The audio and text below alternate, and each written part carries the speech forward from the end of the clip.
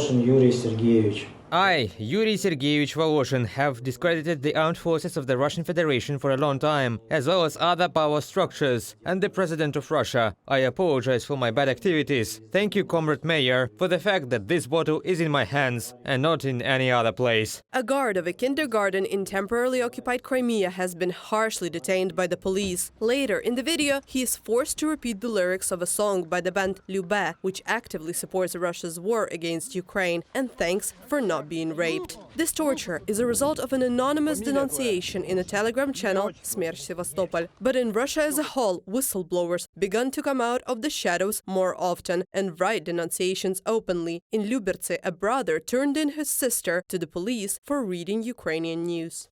She was surfing their websites on the internet to influence my sister and scare her. I contacted the police, which worked, and she no longer reads these sites. I also took away her phone, computer and tablet. The police came and drew up a report. Since then, everything is fine.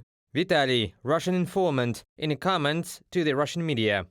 This is not the only case since the beginning of Russia's full-scale war against Ukraine. Often denunciations are used to take revenge. For example, in the Moscow region last year, a woman tried to deprive her ex-husband of his parental rights in this way. And last week in Moscow, a man denounced neighbors who were making noise at night. But in order to get the police to react faster, he said he heard slogans "Glory to Ukraine."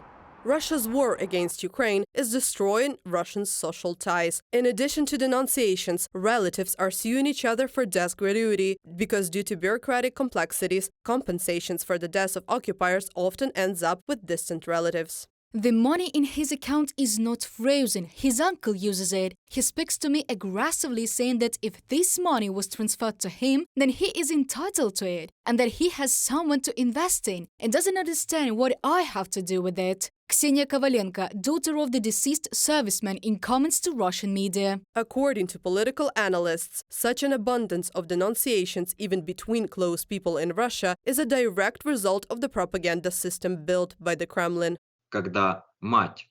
When a mother turns in her son, when a father calls the police against his daughter, when they start snitching on each other, slandering each other and, in doing so, trying to serve up and be the most heroic mother, bearing as many of her children as possible. Anti-morality in all its glory. Russian propaganda has brainwashed Russians to such an extent that today we can see not only an economic, but also an informational and cultural leprosarium there. The Russian authorities are happy with this situation. Moreover, they want to make repressive legislation even more severe. Thus, the State Duma has proposed tightening the law on foreign agents and introducing a ranking according to the degree of alleged social danger of each person on the list.